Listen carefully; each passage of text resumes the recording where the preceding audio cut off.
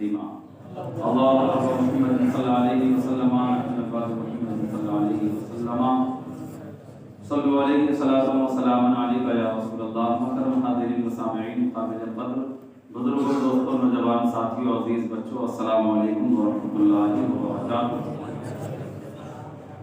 اللہ رب العزت کا بے پناہ شکر و احسان ہے کہ اللہ تبارک و تعالیٰ نے ہمیں ایک بار اور اپنے اور اپنے محبوبوں کا تذکرہ کرنے کا موقع عنایت عطا فرمایا۔ جتنے لوگ آئے وہ بھی قابل مبارکباد ہیں کہ تمام حضرات سرکار غریب نواز رضی اللہ تعالیٰ عنہ کا نام پاک سن کر آپ نے اپنے وقت کی قربانی دینے کی زحمت فرمائی۔ حقیقت یہ ہے کہ اگر آپ ساری زندگی ہر دن اتنی قربانی دیتے رہیں تب بھی خواجہ غریب نواز رضی اللہ تعالیٰ عنہ کے احسان کا بدلہ نہیں اتار سکتے۔ محترم حاضرین، اللہ اور اس کے رسول کے بعد سب سے زیادہ احسان سرزمین ہند کے مسلمانوں پر اگر کسی کا ہے، سب سے زیادہ اللہ اور اس کے رسول کے بعد تو سب سے زیادہ احسان سرکار خواجہ غریب نواز رضی اللہ تعالیٰ عنہ کا ہے۔ اگر میں یہ کہوں کہ آپ کے ماں باپ سے بھی زیادہ احسان سرکار غریب نواز کا ہم پر اور آپ پر ہے تو غلط نہیں ہے۔ اس لیے کہ سرکار خواجہ غریب نواز رضی اللہ تعالیٰ عنہ کی تشریف نہ لانے تک اس سرزمین ہند میں جہالت کی تاریکی اور اندھیرا تھا۔ اجالا اگر اسلام کی روشنی پھیلی ہے تو آپ کے آنے کے بعد پھیلی۔ شاعر فارسی اشعار فارسی زبان میں کہتا ہے، بگرداب بلا افتاد کشتی ضعیفان شکستارا تو کشتی، بگرداب بلا افتاد کشتی ضعیفان شکستارا تو کشتی، بحق خواجہ عثمان ہارون مدد کن یا معین الدین چشتی، مدد کن یا معین الدین چشتی۔ محترم حاضرین و سامعین، اس شعر میں خواجہ معین الدین رضی اللہ تعالیٰ عنہ کو مدد کے لیے پکارا گیا، ان سے مدد طلب کی گئی، ان سے استعانت طلب کیا گیا۔ اور قرآن عظیم کی جس آیت پاک کو میں نے پڑھا، یا ایھا الذین آمنوا اتقوا اللہ وکونوا مع الصادقین، اے ایمان والو اللہ سے ڈرو اور سچوں کے ساتھ ہو جاؤ۔ ان سچوں سے مراد اللہ کے نیک بندے ہیں، اور انہی نیک بندوں میں ایک اعلیٰ نام سرکار خواجہ غریب نواز رضی اللہ تعالیٰ عنہ کا ہے، جن کے دربار کا یہ عالم ہے۔ بریلی سے صدا آتی ہے، حضرت علامہ حسن رضا خان استاد زمن کے نام سے مشہور ہے، وہ فرماتے ہیں، خواجہ ہند وہ دربار ہے اعلیٰ تیرا، خواجہ ہند وہ دربار ہے اعلیٰ تیرا، کبھی محروم نہیں مانگنے والا تیرا۔ در کریم سے بندے کو کیا نہیں ملتا، در کریم سے بندے کو کیا نہیں ملتا، جو مانگنے کا طریقہ ہے اس طرح مانگو۔ اور سرکار اعلیٰ حضرت فرماتے ہیں، کون دیتا ہے دینے کو منہ چاہیے، کون دیتا ہے دینے کو منہ چاہیے، دینے والا ہے سچا ہمارا نبی۔ اسی نبی کے بارگاہ سے فیض یافتہ سرکار خواجہ غریب نواز رضی اللہ تعالیٰ عنہ، اسی نبی کی اجازت کے بعد آپ نے اپنے وطن مبارک سے ہمیشہ ہمیش کے لیے سرزمین ہند میں آنے کا فیصلہ کیا، اور اپنی بچی ہوئی ساری زندگی کو اسی سرزمین ہند میں گزاری، اور آج اجمیر معلیٰ کی سرزمین پر آپ کا روضہ موجود ہے۔ اللہ کے ولیوں کے شان کا کیا کہنا ہے؟ اللہ کے ولیوں نے حقیقی معنوں میں اسلام کی صحیح تصویر دنیا والوں کے سامنے میں پیش کیا، تو دنیا والوں نے ان کی دعوت پر لبیک کہتے ہوئے جماعت در جماعت، حلقہ در حلقہ گوشِ اسلام میں داخل ہونا شروع ہوئے، اور سرکار خواجہ غریب نواز رضی اللہ تعالیٰ عنہ کے دستے حق پرست پر کتنے لوگوں نے ایمان اور اسلام کو قبول کیا آپ لوگوں کو بخوبی معلوم ہے۔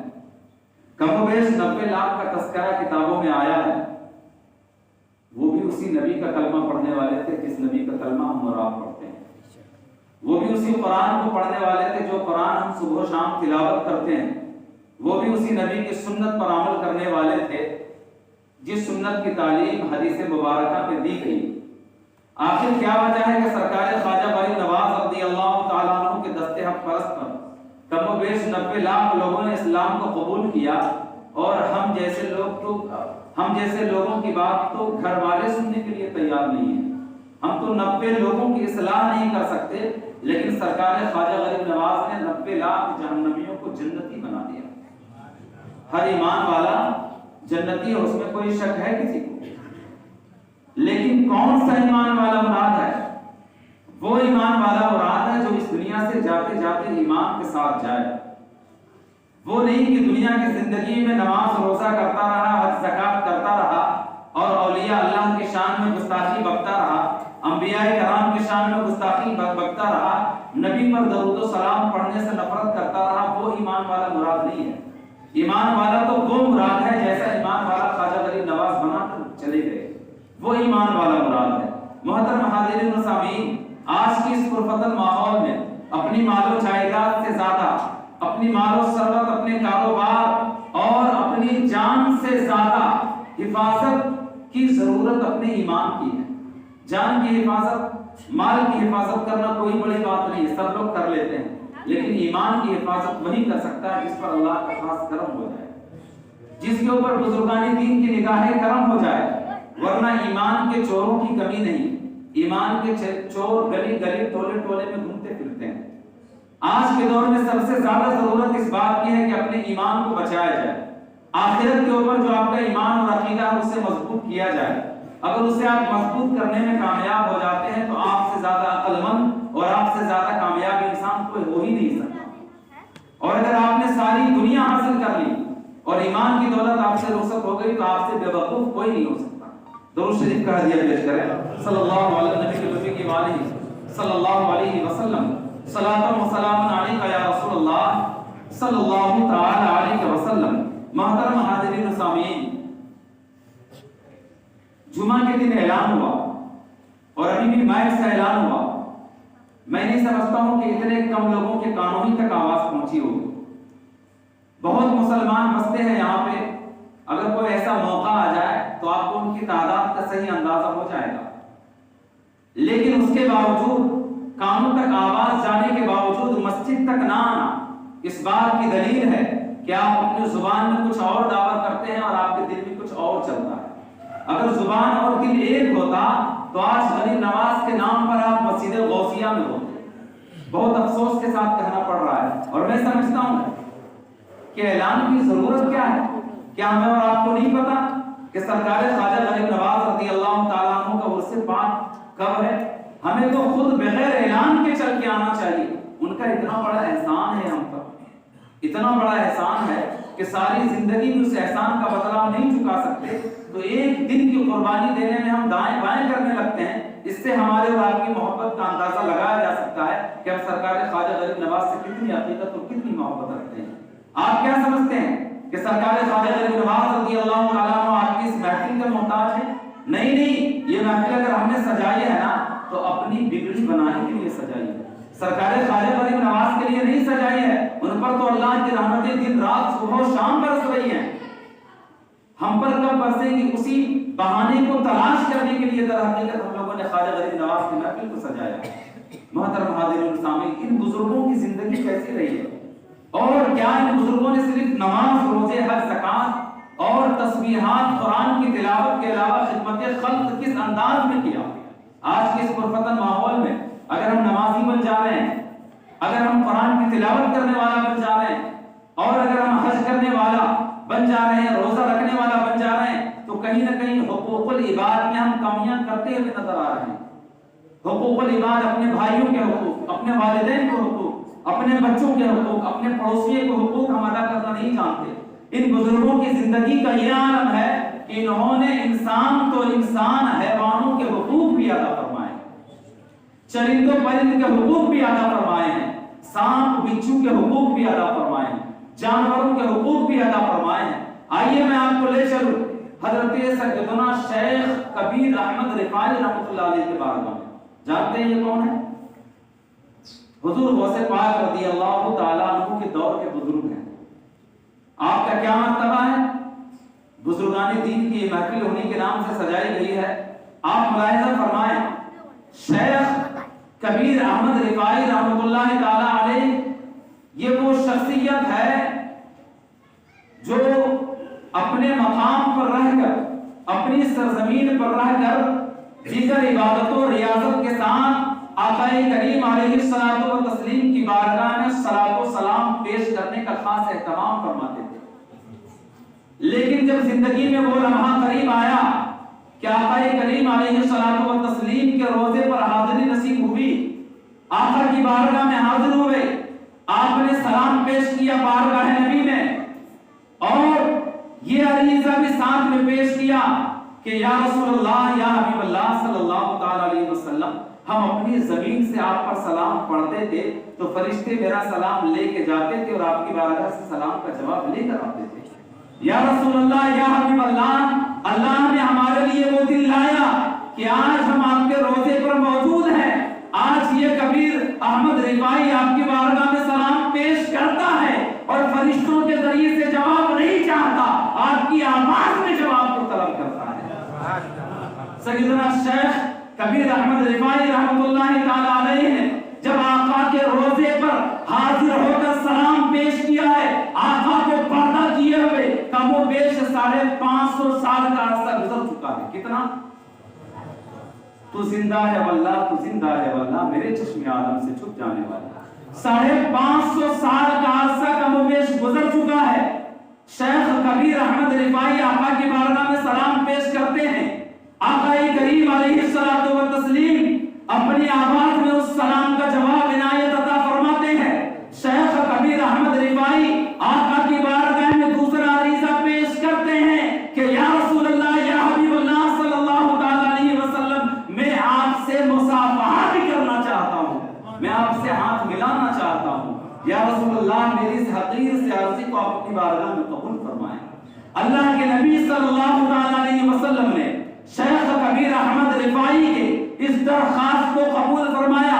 آقا کریم علیہ الصلوۃ والتسلیم کی قبر مبارک شق ہوئی، پھٹ گئی، آقا نے اپنے دستے مقدس مصافحے کے لیے باہر نکال دیا۔ شیخ کبیر احمد رفاعی نے آقا کریم علیہ الصلوۃ والتسلیم کے دستے مقدس کو چوما، مصافحہ کیا۔ اس وقت گنبد خضرا کے ارد گرد کم و بیش 20,000 افراد موجود تھے۔ کتنے افراد موجود تھے؟ 20,000 افراد موجود تھے۔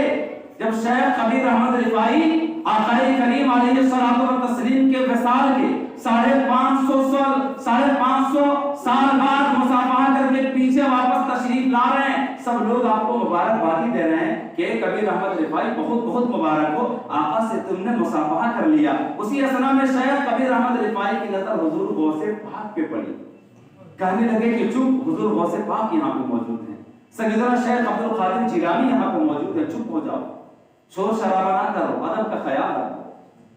حضور غوث پاک رضی اللہ تعالیٰ عنہ بھی مبارکبادی پیش کرتے ہیں۔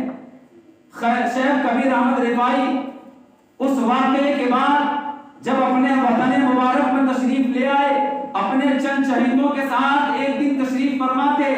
ان شہیدوں نے پوچھا کہ حضرت آپ یہ تو بتائیں کہ کس عمل کی بنیاد پر اللہ تبارک و تعالیٰ نے آپ کو اتنی بڑی دولت عطا فرمائی، آپ کا وہ کون سا نیک عمل ہے جس کو اللہ تبارک و تعالیٰ نے قبول فرمایا اور آقا کریم علیہ الصلوۃ والتسلیم سے مصافحہ کی سعادت حاصل ہو گئی؟ آپ کو جانتے ہیں شیخ کبیر احمد رفاعی کا کیا جواب تھا؟ کہ میں اپنی نماز کی بنیاد پر آقا سے مصافحہ نہیں کیا، میں اپنے روزے کی بنیاد پر آقا سے مصافحہ نہیں کیا، میں نے اپنی تلاوتوں کی بنیاد پر آقا سے مصافحہ نہیں کیا، بلکہ اللہ تبارک و تعالیٰ نے جس نیک عمل کی برکت سے مجھے آقا کریم علیہ الصلوۃ والتسلیم سے مصافحہ کرنے کی سعادت بخشی ہے، وہ کوئی اور نیک عمل نہیں ہے، بلکہ میں نے اپنی زندگی میں ایک مرتبہ کتے کی خدمت کی ہے، اسی کتے کی خدمت کی برکت سے اللہ تبارک و تعالیٰ نے مجھے آقا سے مصافحہ کرنے کی سعادت بخشی۔ اگر کوئی کتے کی خدمت کر لے اور اسے اللہ تبارک و تعالیٰ اپنی بارگاہ میں قبول فرما لے اس کے خلوص کی بنیاد پر، تو آقا کی زیارت نصیب ہو جائے، آقا سے مصافحہ مقصود ہو جائے، آقا سے مصافحہ اس کو نصیب ہو جائے، تو کیا اگر کوئی بندہ مومن اپنے والدین کی خدمت کر لے، اپنے بھائیوں کی خدمت کر لے، اپنے پڑوسیوں کی خدمت کر لے، اپنے مومنین بھائیوں کی خدمت کر لے یا غیر مومنین کی خدمت کر لے، کیا اللہ تبارک و تعالیٰ اس کی برکتوں سے اسے محروم کر سکتا ہے کیا؟ آج ہم نے صرف نماز، روزے، تلاوت اسی کو دین سمجھ رکھا ہے، خدمت خلق کو ہم نے ذہن و دماغ سے نکال دیا۔ درود پاک کا ہدیہ پیش کریں صلی اللہ علیہ وسلم، صلاۃ و سلام علیک یا رسول اللہ صلی اللہ تعالی علیہ وسلم۔ آج کے اس پرفتن ماحول میں ہمیں ورگلانے اور بہکانے کی کوشش کی جاتی ہے، ہمارے ایمان پہ حملہ کیا جاتا ہے، ہمارا ایمان چھیننے کی کوشش کی جاتی ہے۔ ان چھیننے والوں سے کہہ دیں کہ ہم اپنی جان بھی دیں گے، اپنا مال بھی دیں گے، لیکن خواجہ غریب نواز نے جو آقا کا اسلام اس سرزمین ہند تک ہم تک پہنچایا وہ کسی صورت سے نہیں دیں گے۔ سب کچھ لٹا سکتے ہیں، اپنے ایمان کو نہیں لٹا سکتے۔ محترم حاضرین و سامعین، آج کے اس پرفتن ماحول میں بزرگان دین کی بارگاہوں سے دور کرنے کی کوشش کی جاتی ہے۔ خواجہ غریب نواز رضی اللہ تعالیٰ عنہ جو حافظ، قاری، عالم، محدث، مفتی، مفسر، تمام قسم کے علوم عقلیہ و نقلیہ سے بہرور ہو چکے، تمام چیزوں کو آپ نے حاصل کر لی، ایک عالم، مفتی، مفسر، محدث اتنا بننے کے بعد آپ پیر و مرشد کی تلاش میں نکلتے ہیں۔ کس کی تلاش میں؟ آج کا کوئی جاہل کہے گا کہ پیری مریدی کوئی چیز نہیں ہوتی ہے۔ خواجہ غریب نواز سے پوچھو جو حافظ، قاری، عالم، مفتی، محدث، مفکر ہونے کے باوجود پیر کی تلاش میں کیوں نکلے تھے؟ اتنا کچھ اگر جو آج کے زمانے میں ہو جائے تو اس کا پیر تو زمین پہ بھی نہیں رکھا جائے۔ ہم عالم ہیں، مفتی ہیں، ہم تو یہ ہے، فلانا ہے، ڈمکا ہے، اس کا زمین پیر پہ نہیں رکھا جائے گا۔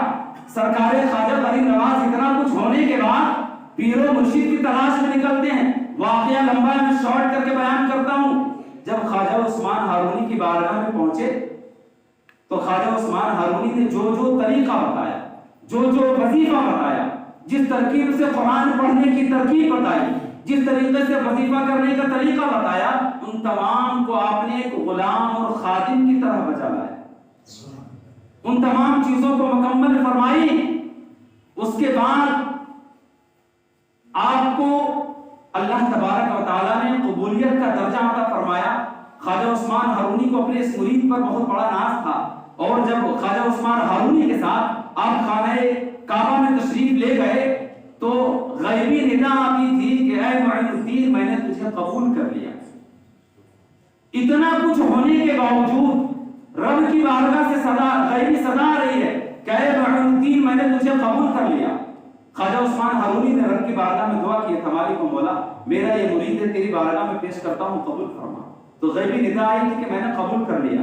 اتنا کچھ ہونے کے باوجود سرکار خواجہ غریب نواز رضی اللہ تعالیٰ عنہ اپنے پیر و مرشد کا حکم پا کر 20 سال تک پیر کی خدمت میں رہتے ہیں۔ کتنا؟ آج کے ڈیٹ میں مرید 20 دن کیا 20 گھنٹہ بھی لے رہا ہے۔ 20 سال تک آپ نے خواجہ عثمان ہارونی رضی اللہ تعالیٰ عنہ کی جوتی اٹھائی ہے، ان کا بستر اپنے سر پر رکھتے تھے، ان کا جو بھی ساز و سامان، برتن وغیرہ، تھوڑا بہت جو معمولی سا سامان ہوتا ہے سفر میں، ان سب کو خواجہ غریب نواز رضی اللہ تعالیٰ عنہ غلامانہ انداز میں اپنے سر پر رکھ کر چلا کرتے تھے۔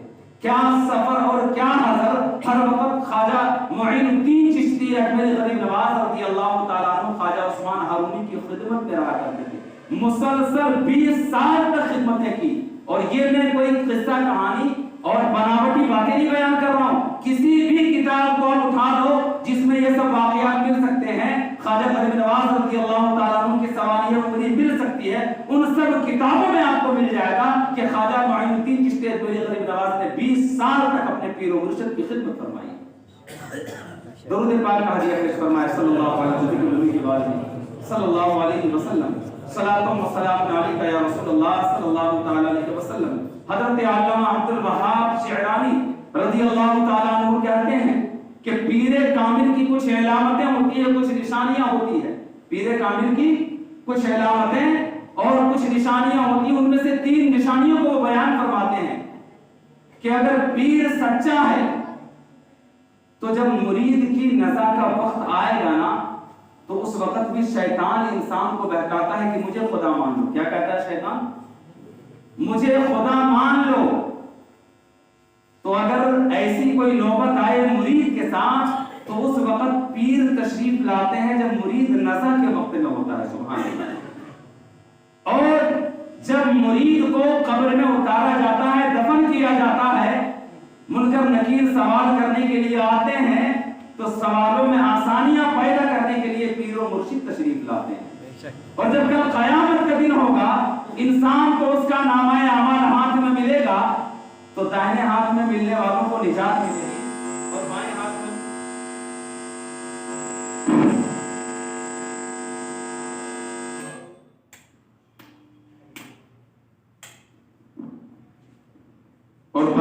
میں جس کو نامہ عمل ملے گا کل قیامت کے دن, اس کا معاملہ گڑبڑ ہے.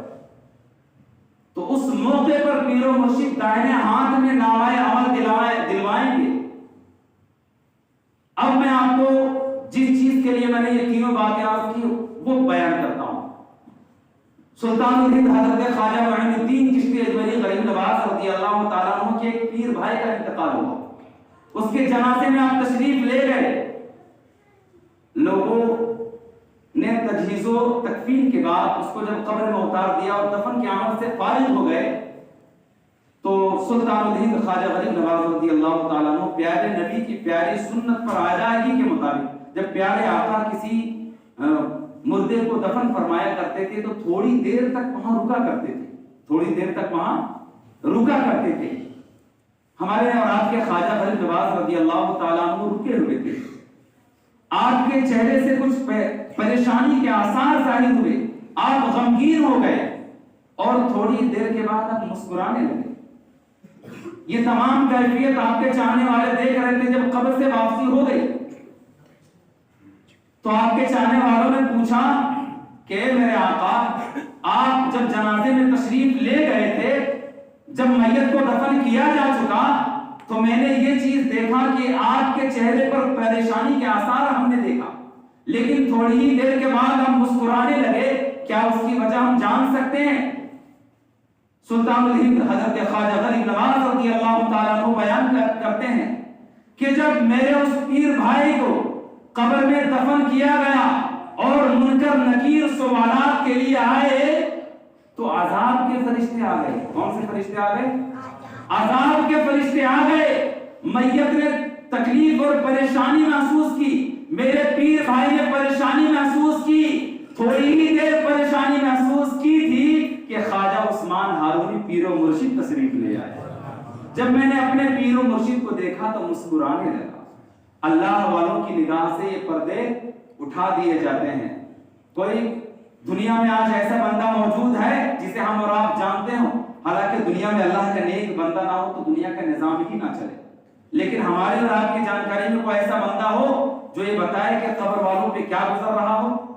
شاید نہیں ہوگا, یا اگر ہوگا بھی تو اسے نہیں جانتے ہیں, چونکہ اللہ والے مخلوق کی نگاہوں سے پوشیدہ ہوتے ہیں. سلطان الہند حضرت خواجہ غریب نواز رضی اللہ تعالیٰ عنہ کی شان دیکھیے کہ قبر کے اندر کی چیزوں کو ملاحظہ فرما رہے ہیں. ایک مقام سمرقند ہے, دنیا کے اندر ایک مقام پایا جاتا ہے سمرقند, وہاں سے حرم شریف کی دوری بہت زیادہ ہے. سمرقند کے جگہ پہ مسجد کی بنیاد رکھی جا رہی تھی.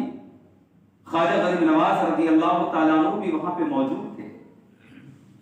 ایک صاحب کہنے لگے کہ مسجد کی بنیاد رکھی جا رہی ہے اور اس کے قبلہ کا تعین ٹھیک طریقے سے نہیں کیا گیا, یعنی قبلہ جس طرف ہونا چاہیے, مسجد کا جو رخ صحیح ہونا چاہیے اس انداز میں تعمیر نہیں ہو رہی. سرکار غریب نواز نے سمجھایا کہ اس کا رخ صحیح ہے, اس میں کوئی دقت اور پریشانی والی بات نہیں, لیکن وہ ماننے کے لیے تیار نہیں. آج کے ڈیٹ میں بھی ایسے لوگ ہوتے ہیں جو ہٹ دھرمی پکڑ لیں گے تو مانیں گے نہیں, کہیں گے کہ ہم ہی ٹھیک ہیں, چاہے بے شک الحمدو نہ پڑھنے آتا ہو, لیکن غلطی حافظ و قاری معلم سب کی نکال دیں گے, کہیں گے کہ ہم ہی ٹھیک ہیں. سرکار خواجہ غریب نواز نے ان کو سمجھایا کہ مسجد کا رخ بالکل صحیح ہے, لیکن وہ ماننے کے لیے تیار نہیں ہے. سرکار غریب نواز نے اس کا ہاتھ پکڑا اور کہا کہ اپنی آنکھ بند کر. جب اس نے آنکھ بند کی تو سرکار غریب نواز نے کہا کہ تجھے کیا دکھائی دے رہا ہے؟ تو وہ بندہ کہتا ہے اعتراض کرنے والا کہ خواجہ معین الدین چشتی ہم سے غلطی ہو گئی, معاف کر دیجئے. سرکار خواجہ غریب نواز نے کہا بتا تو صحیح تجھے کیا دکھ رہا ہے؟ تو وہ بندہ کہتا ہے کہ سامنے میں کعبہ موجود ہے، تمام حجابات کو اٹھا دیے گئے، تمام چیزوں کو، تمام پردوں کو ختم کر دیا گیا۔ ولی اللہ جس کا ہاتھ پکڑ لے اس کو اتنی دور رہ کر کعبہ نظر آ جائے، اس اللہ والے کی شان کا کیا کہنا ہے؟ آج اللہ کے ولیوں کی بارگاہ میں جانے کے بعد ہمیں بہت ساری اعتراضوں کا، پریشانیوں کا سامنا کرنا پڑتا۔ سرکار خواجہ غریب نواز جیسی ہستی، سید الطائفہ حضرت جنید بغدادی رضی اللہ تعالیٰ عنہ کے مزار انور پر آپ نے 40 دن چلہ کشی فرمائی ہے۔ کتنے دن؟ 40 دن ہے۔ میرا خیال سے حضرت داتا گنج بخش رحمۃ اللہ تعالیٰ علیہ کے مزار پر 40 دن آپ نے چلہ کشی فرمائی ہے۔ لاہور میں یہ مزار شریف ہے، اور 40 دن چلہ کشی فرمانے کے بعد آپ اس چلہ کشی میں فرمایا کیا کرتے تھے؟ قرآن کی تلاوت فرمایا کرتے تھے، اللہ کی حمد و ثنا بیان کیا کرتے تھے۔ یہی تمام چیزیں، اور صرف انہی کے درگاہ پر، انہی کے مزار پر نہیں، سرکار غریب نواز نے بہت سارے ولیوں کی بارگاہ میں حاضری دیتے ہوئے سرزمین ہند میں تشریف لائے۔ اور جب سرزمین ہند میں آپ آرام فرما ہوئے تو حضرت بابا فرید الدین گنج شکر رحمۃ اللہ علیہ نے آپ کے مزار پر حاضری دی، اور انہوں نے آپ کی بارگاہ میں چلہ کشی فرمائی۔ آج بھی آپ اجمیر جائیں گے، وہاں کے خادمین سے پوچھیے گا کہ بابا فرید نے کہاں پہ چلہ کشی فرمائی تھی، وہ بتا دیں گے کہ کہاں پہ چلہ کشی فرمائی تھی۔ وہ جگہ آج بھی محفوظ ہے۔ حضرت بابا فرید الدین گنج شکر رحمۃ اللہ تعالیٰ علیہ نے جب دربار غریب نواز میں چلہ کشی فرمائی تھی تو کیا ہوا تھا؟ حضرت بابا فرید الدین گنج شکر رحمۃ اللہ تعالیٰ علیہ کیا کرتے تھے؟ سرکار خواجہ غریب نواز کے مزار پر قرآن کی تلاوت کرتے تھے، وہیں پہ اللہ کی عبادت بھی کیا کرتے تھے، اور مزار انور کی طرف ہاتھ اٹھا کر دعا بھی مانگا کرتے تھے۔ سرکار خواجہ غریب نواز رضی اللہ عنہ کی بارگاہ میں ایک دن حضرت بابا فرید حاضر تھے، اور سورہ کہف یا سورہ مریم کی تلاوت فرما رہے تھے۔ کس کی؟ سورہ کہف یا سورہ مریم کی تلاوت فرما رہے تھے کہ ایک آیت چھوٹ گئی۔ سرکار خواجہ غریب نواز رضی اللہ تعالیٰ عنہ کے روضہ انور سے آواز آتی ہے، اے فرید پیچھے پلٹنا، اے فرید دوبارہ پڑھنا، ایک آیت چھوٹ گئی ہے۔ سرکار خواجہ غریب نواز رضی اللہ تعالیٰ عنہ کی اس آواز کو سن کر حضرت بابا فرید گنج شکر رحمۃ اللہ تعالیٰ علیہ نے دوبارہ پیچھے سے تلاوت فرمائی، اور جو آیت چھوٹ گئی تھی اس آیت کو دوبارہ پڑھا تو سرکار خواجہ غریب نواز کے روزے سے آواز آئی کہ اے فرید تمہاری تلاوت مجھے بہت زیادہ پسند ہے، اے فرید تمہاری تلاوت مجھے بہت زیادہ پسند ہے، تم اچھی آواز میں قرآن کی تلاوت کرتے ہو، یہ اللہ والوں کی شان ہے۔ یہ کہتے ہیں مر کر مٹی میں مل جائے، تو مر کر مٹی میں مل جائے گا۔ اللہ والے کل بھی زندہ تھے، آج بھی زندہ ہیں، کل بھی زندہ رہیں گے۔ مٹی میں تو تجھے ملنا ہے، اور جب ملو گے اس وقت ہوش ٹھکانے لگ جائیں کہ مٹی میں ملنا کسے کہتے ہیں۔ کہنا تو بڑا آسان ہے، لیکن جب موت آئے گی نا، آج نبی کی بارگاہ میں کھڑا ہونے میں شرک اور کفر نظر آتا ہے۔ جب نبی کی بارگاہ میں تجھے سر کے بل گھسٹ کر لایا جائے گا اور کہا جائے گا اے گستاخ رسول، اے غدار رسول، اس وقت قیامت کے دن تمہاری کون مدد کرے گا؟ تمہارا کون پرسان حال ہوگا؟ تمہارا کون یار و مددگار ہوگا؟ صحیح معنوں میں اگر کسی کو وفا کرنا ہے نا تو مدینے والے آقا سے وفا کر لیں، اس سے، چونکہ وفا کے بدلے وہاں سے وفا ملنی ہے، ورنہ دنیا والوں کے ساتھ اگر آپ وفا کریں گے تو وفا کی امید نہ رکھیں، بس اللہ سے اس کے اجر کی امید رکھیں۔ وفا تو دنیا والوں کے ساتھ بھی کرنا ہے، لیکن امید ان دنیا والوں سے وفا کی امید رکھ کے نہیں کرنا ہے، بلکہ امید وفا رب سے کرنا ہے، اور امید اجر رب سے کرنا ہے۔ اللہ کی مخلوق کے ساتھ بے شک حسن اخلاق سے پیش آنا ہے، یہی صوفیہ کی تعلیم ہے، یہی اولیاء کرام کی تعلیم ہے۔ درود شریف کا ہدیہ پیش کریں تو چند باتیں اور عرض کروں۔ صلی اللہ علیہ نبی کی لبی کی والہ صلی اللہ علیہ وسلم، صلاۃ و سلام علیک یا رسول اللہ صلی اللہ تعالی علیہ وسلم۔ ان اللہ والوں نے گھر والوں کے حقوق کے ساتھ پوری مخلوق کے حقوق کو ادا کیا۔ میں نے عرض کیا کہ یہاں تک کہ انہوں نے جانوروں کے حقوق بھی ادا کیا۔ آپ وہم و گمان میں بھی نہیں سوچ سکتے کہ ان اللہ والوں نے جانوروں کی کس طریقے سے حقوق ادا فرمایا۔ آپ سنیں گے تو آپ کے رونگٹے کھڑے ہو جائیں گے۔ ایک بزرگ ہیں جن کا نام صوفی حمید الدین ناگوری ہے، ایک تو قاضی حمید الدین ناگوری ہیں جو بیرونی شریف میں آرام فرمائے، ان کی بات نہیں کر رہا، ایک اور بزرگ ہے جن کا نام صوفی حمید الدین ناگوری ہے، وہ خواجہ غریب نواز رضی اللہ تعالیٰ عنہ کے خلفاء میں سے بھی ہیں۔ وہ اپنے وطن سمرقند سے 12 میل دور جاتے ہیں اپنی ضروریات کا سامان خریدنے کے لیے، چونکہ اس زمانے میں جیسے آج سہولتیں ہیں، اگل بغل میں دکانیں، تمام چیزیں مل جاتی ہے، وہ زمانہ ایسا نہیں تھا، بڑے دور دراز سے ضروریات کے سامان کو لانا پڑتا تھا۔ 12 میل لگ بھگ 15-17 کلومیٹر بنیں گے، پیدل چل کر جاتے ہیں اور وہاں سے شکر لے کے آتے ہیں۔ شکر جب لے کر کے گھر آتے ہیں اور بوریا کھولتے ہیں تو ایک مٹھی شکر اٹھاتے ہیں اور دوبارہ پیچھے پلٹتے ہیں اور کہتے ہیں کہ جہاں سے میں نے شکر لایا ہے وہیں پہ جا رہا ہوں۔ گھر والے حیران اور پریشان کہ ابھی تو آپ شکر لے کر کے آئے پھر اسی جگہ پہ واپس کیوں جا رہے ہیں؟ اگر کوئی کام تھا تو ایک ہی دفعہ میں اس کو ختم کر کے آ جانا چاہیے تھا۔ گھر والے پوچھنے لگتے ہیں کہ کیا وجہ ہے کہ آپ دوبارہ واپس جا رہے ہیں؟ تو وہ اپنی مٹھی کو گھر والے کے سامنے میں پھیلاتے ہیں اور کہتے ہیں غور سے دیکھ، اس میں چونٹی آ گئی ہے۔ سبحان اللہ، کتنی بڑی بات ہے، اللہ اکبر کبیرہ۔ وہ کہتے ہیں کہ اس میں ایک چونٹی آ گئی ہے، اس چونٹی کو میں اس کے آشیانے پر چھوڑنے کے لیے جا رہا ہوں۔ مجھے اپنے رب سے خوف ہے کہ کہیں ایک چونٹی کا گھر اجڑنے کی وجہ سے میرا گھر اجڑ کر تباہ و برباد نہ ہو جائے۔ دیکھیے اللہ والوں کا خوف تو دیکھیے، ایک چونٹی کا گھر اجڑنے کی وجہ سے کہیں میرا گھر تباہ و برباد نہ ہو جائے۔ یہ فرماتے ہیں صوفی حمید الدین ناگوری رحمۃ اللہ تعالی۔ آج کا انسان تو جھٹکے میں کسی کے گھر کو تباہ و برباد کر دیتا ہے، لیکن ایسے لوگوں کا عذاب قدرت کے پاس جمع ہو رہا، اس کو پورا مزہ چکھنا ہے۔ مومنین کے بارے میں میرے رب نے فرمایا وَلَنَبْلُوَنَّكُمْ بِشَيْءٍ مِّنَ الْخَوْفِ وَالْجُوعِ وَنَقْصٍ مِّنَ الْأَمْوَالِ وَالْأَنفُسِ وَالثَّمَرَاتِ وَبَشِّرِ الصَّابِرِينَ الَّذِينَ إِذَا أَصَابَتْهُمْ مُصِيبَةٌ قَالُوا إِنَّا لِلَّهِ وَإِنَّا إِلَيْهِ رَاجِعُونَ أُولَٰئِكَ عَلَيْهِمْ صَلَوَاتٌ مِّن رَّبِّهِمْ وَرَحْمَةٌ وَأُولَٰئِكَ هُمُ الْمُهْتَدُونَ۔ مومنین کے بارے میں فرمایا کہ تمہیں ضرور آزمایا جائے گا، ضرور آزمایا جائے گا۔ جو مومن ہے وہ آزمائش کی تیاری کر لے، اگر نہیں آزمایا گیا تو پھر وہ مومن ہی نہیں ہے جسے آزمایا نہ جائے۔ مومن تو وہی ہے جس کو صحیح معنوں میں آزمایا جائے۔ کسی کو کچھ چیزوں سے آزمایا جاتا ہے، کسی کو ایک چیز سے آزمایا جاتا ہے، کسی کو 2 چیزوں سے اور کسی کو سب چیزوں سے آزمایا جاتا ہے، لیکن آزمایا ضرور جاتا ہے۔ کن چیزوں سے آزمایا جائے گا؟ بِشَيْءٍ وَلَنَبْلُوَنَّكُمْ بِشَيْءٍ مِّنَ الْخَوْفِ وَالْجُوعِ، ڈر اور خوف سے آزمایا جائے گا، بھوک اور رزق کی تنگی سے آزمایا جائے گا، اولاد کی کمی سے آزمایا جائے گا، اولادوں کو مصیبت میں ڈال کر آزمایا جائے گا۔ لیکن اگر اس آزمائش پر تم صابر و شاکر بنے رہے اور یہ کہتے رہے اِنَّا لِلَّهِ وَإِنَّا إِلَيْهِ رَاجِعُونَ کہ مالک و مولا ہم بھی اور ہمارے پاس جو کچھ بھی ہے سب تیری طرف ہم سب کو لوٹ کر آنا ہے۔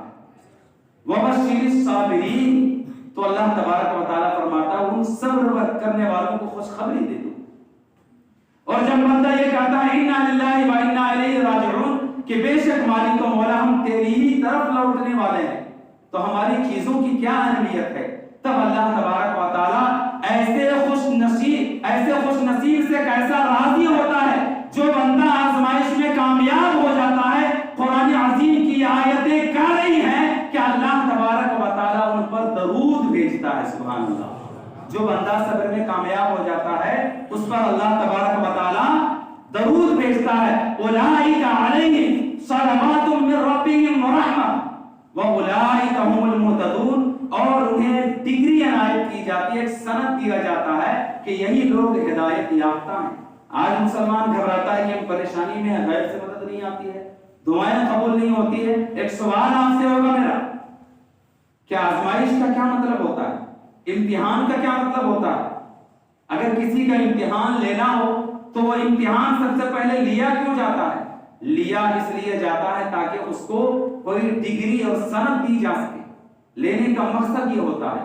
دوسری چیز، جب امتحان کا پیریڈ آ جاتا ہے، جب ایگزام کا وقت آ جاتا ہے تو اس وقت استاد اور جتنے بھی پڑھے لکھے لوگ وہاں پہ موجود ہوں گے، کوئی بھی طالب علم کا سوال کا جواب حل کر کے دے ہی نہیں سکتا۔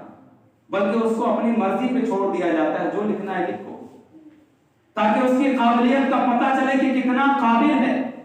اگر امتحان کے وقت میں بتانے کا رواج شروع ہو جائے تو پھر امتحان کہاں رہا، آزمائش کہاں رہی؟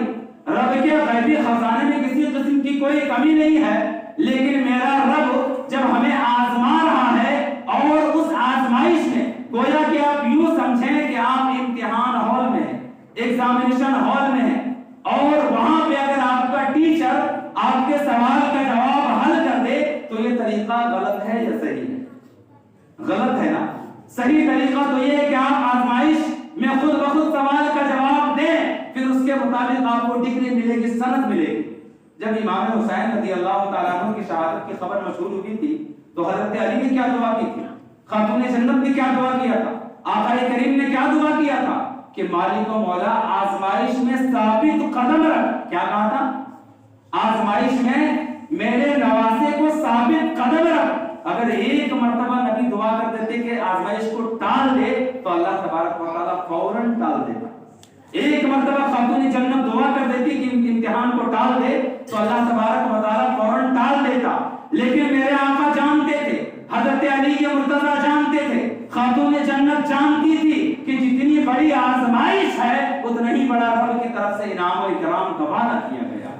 اسی لیے تو امام حسین کو سید الشہداء کہا جاتا ہے۔ تو مسلمانوں جتنے زیادہ پریشان ہو گویا کہ رب کے نزدیک آپ کا مقام اتنا ہی زیادہ بلند و بالا ہے۔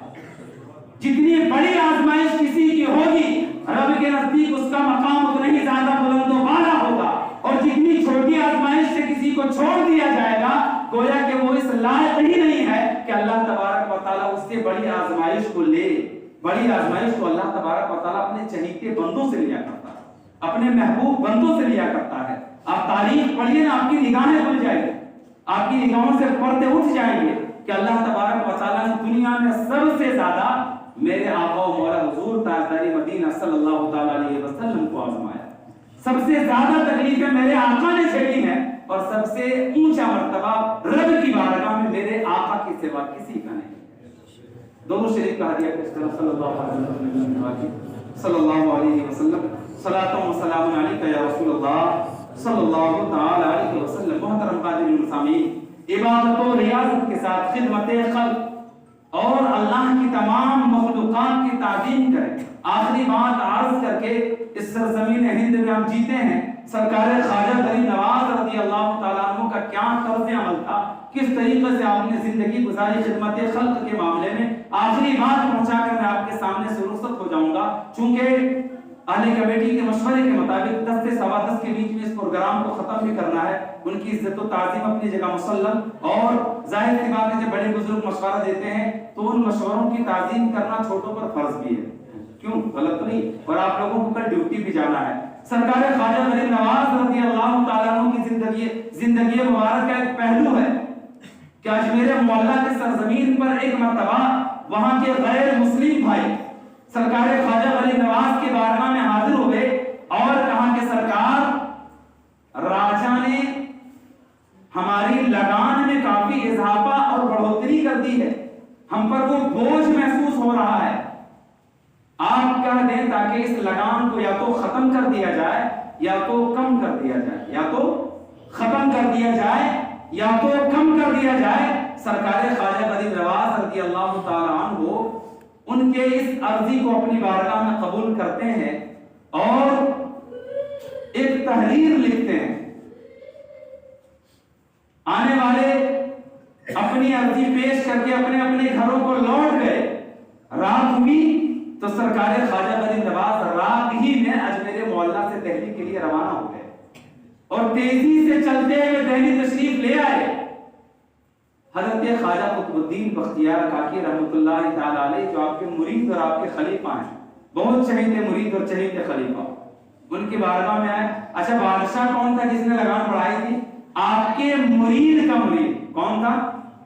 آپ کے مرید کا مرید، یعنی آپ کے مرید خواجہ قطب الدین بختیار کاکی اور ان کے مرید بادشاہ التمش، وہی بادشاہ تھے۔ تو آپ کے مرید بادشاہ ہیں، انہوں نے لگان بڑھائی۔ سرکار خواجہ قطب الدین بختیار بختیار کاکی رحمۃ اللہ علیہ کی بارگاہ میں جب سرکار خواجہ غریب نواز آئے تو سرکار خواجہ قطب الدین بختیار کاکی نے آپ کے قدموں کا بوسہ دیا. سبحان اللہ. بوسہ دینے میں بھی بڑا اعتراض ہوتا ہے. خواجہ قطب الدین بختیار کاکی سے جا کے اعتراض کرو کہ آپ نے غریب نواز کے قدموں کا بوسہ کیوں دیا. آپ نے قدموں کا بوسہ دیا, دست بوسی فرمائی اور کہا کہ حضور کیسے آنا ہوا. حالانکہ اللہ والے چاہے جتنی دور رہے ایک دوسرے سے رابطے میں رہتے ہیں. یہ ایسا نہیں کہ موبائل کا زمانہ تھا اور یہ ترقی یافتہ دور نہیں تھا. میں نے ابھی کئی ایسے واقعات بیان کیے جس سے آپ کو معلوم ہوا ہوگا کہ اللہ والوں کی شان کیا ہے. لیکن یہ واقعہ پیش آنا ہم جیسے ناکاروں کے لیے تعلیم تھی کہ جب خدا کی مخلوق تمہارے پاس خدمت کے لیے آئے نا تو تم اپنا تن من دھن لگا دو, اس کی خدمت کو کرو. اس لیے کہ جب کوئی ضرورت مند آپ کے پاس آتا ہے نا اور آپ اس کی ضرورت کو پوری کرتے ہیں تو آپ تو اس کی ایک ضرورت کو پوری کرتے ہیں. اللہ تبارک و تعالیٰ آپ کی دنیا کی 70 اور آخرت کی 70 ضرورتوں کو پورا فرماتا ہے. خواجہ غریب نواز چاہتے تو اپنے کسی مرید کو بھیج دیتے, پورا ہو جاتا. چونکہ بادشاہ تھا ہی کون, اور وہ تو آپ ہی کے کہنے سے بادشاہ ہوا تھا. آپ ہی کے کہنے سے اس کو بادشاہت ملی تھی التمش کو. ایک مرتبہ خواجہ معین الدین چشتی میرے غریب نواز اور خواجہ قطب الدین بختیار کاکی ایک مقام پہ تشریف فرما تھے. اس وقت خواجہ قطب الدین بختیار کاکی نے خواجہ غریب نواز رضی اللہ تعالیٰ عنہ کی اجازت سے کچھ عربی میں اشعار پڑھے تھے جس میں کربلا والوں کا تذکرہ موجود تھا. گرمی کا زمانہ تھا. خواجہ قطب الدین بختیار کاکی جب ان اشعار کو مکمل کرتے ہیں تو سرکار غریب نواز اپنے باپ داداؤں کو یاد کر رونے لگتے ہیں اور آپ کی آنکھوں سے آنسو جاری ہو جاتے ہیں اور کہتے ہیں کہ قطب الدین دوبارہ پڑھو. 3 مرتبہ آپ نے پڑھوایا تو وہیں پہ بغل میں ایک آدمی تھا. جب دیکھا کہ آنسو سے آپ کے داڑھی مبارک تر ہو گئے اور آپ گرمی محسوس کر رہے ہیں تو اس نے کپڑے کو ایک ڈنڈے میں باندھا اور پنکھا بنا کر آپ کے اوپر جھیلنے لگا تاکہ آپ کو گرمی کا احساس نہ ہو. جب پروگرام ختم ہو گیا اور آپ وہاں سے باہر تشریف لائے تو دیکھا کہ وہ بندہ نظر آیا جو محفل میں آپ کے اوپر پنکھا جھیل رہا تھا. تو اس سے خواجہ غریب نواز نے پوچھا کہ جب قطب الدین میرے سامنے میں اشعار پڑھ رہا تھا تو بھی اس مجمع میں موجود تھا, کیا کر رہا تھا؟ وہ بندہ کہتا ہے کہ میں پنکھا جھیل رہا تھا آپ کے اوپر. تو سرکار غریب نواز کہتے ہیں جو بادشاہ کے اوپر پنکھا جھیلتا ہے وہ بھی بادشاہ ہوتا ہے. جا تجھے دلی کی بادشاہ عطا کر. التمش تھے وہ. تو التمش پریشان ہو کر خواجہ قطب الدین بختیار کاکی کی بارگاہ میں آتے ہیں اور کہتے ہیں کہ غریب نواز نے ایسا فرمایا ہے کہ ہم بادشاہ ہو جائیں گے دلی کے. تو خواجہ قطب الدین بختیار کاکی نے کہا کہ اگر اس سے بڑی بھی بات کہتے ہو تو وہ بھی پورا ہو جاتا. اور ایک دن آیا کہ التمش بادشاہ ہوئے تو اس التمش کی بارگاہ میں جب خواجہ غریب نواز کا یہ تحریر پہنچی تو آپ نے مکمل طور سے لگام کو ختم کروا دی.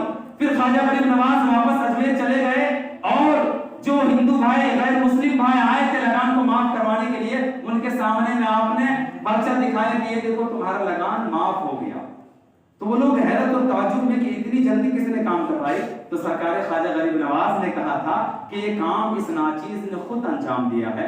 تو تاریخ گواہ ہے کہ اس پورے مجمع نے کہا تھا کہ اس سے بہتر انسان اور اس سے بہتر اسلام نہیں مل سکتا. لا الہ الا اللہ محمد رسول اللہ ان الدین عند اللہ الاسلام. بے شک اللہ کے نزدیک سب سے زیادہ پسندیدہ دین اسلام ہے جو مخلوق خدا کی اس طریقے سے خدمت کرنا جانتی ہے. حضرت خواجہ قطب الدین بختیار کاکی. کاکی آپ کو کیوں کہتے ہیں؟ کاکی کے معنی ہوتے ہیں گھی والی روٹی. کون سی؟ روغنی روٹی کو کاکی کہا جاتا ہے. خواجہ قطب الدین بختیار کاکی جو آپ کے مرید اور خلیفہ ہیں ان کی عزت و عظمت تو آپ دیکھیں کہ آپ کے گھر والے ایک مرتبہ فاقہ کشی میں مجبور ہو گئے اور آپ کی بارگاہ میں شکایت لے کر آئے کہ کھانے کے لیے گھر میں کچھ موجود نہیں ہے. تو خواجہ قطب الدین بختیار کاکی رحمۃ اللہ علیہ نے کہا تھا کہ میرے حجرے کے تاق میں سے روغنی روٹی کانک نکال کے لے آؤ.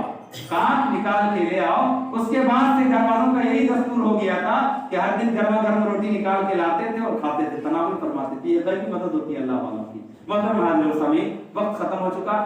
ہمارے اور آپ کے حافظ صاحب آپ کے سامنے میں تھوڑی دیر گفتگو کریں گے. اللہ رب العزت کی بارگاہ میں اس دعا کے ساتھ میں اپنی گفتگو کو ختم کرتا ہوں. علیکم مولا ہم تمام مسلمانوں کو خواجہ غریب نواز رضی اللہ تعالیٰ عنہ کا سچا غلام بننے کی توفیق عطا فرما اور انہوں نے جس تعلیمات کو اس سرزمین ہند میں پھیلایا ہے جس عقیدے کو پھیلایا ہے مولا اسی عقیدے پر انہی تعلیمات پر چلتے ہوئے ہم سب کا ایمان پر خاتمہ نصیب فرما. میرے ساتھ مل کر آپ تمام حضرات پڑھ لیں لا الہ الا اللہ محمد رسول اللہ صلی اللہ تعالی علیہ وسلم۔ السلام علیکم ورحمۃ اللہ وبرکاتہ۔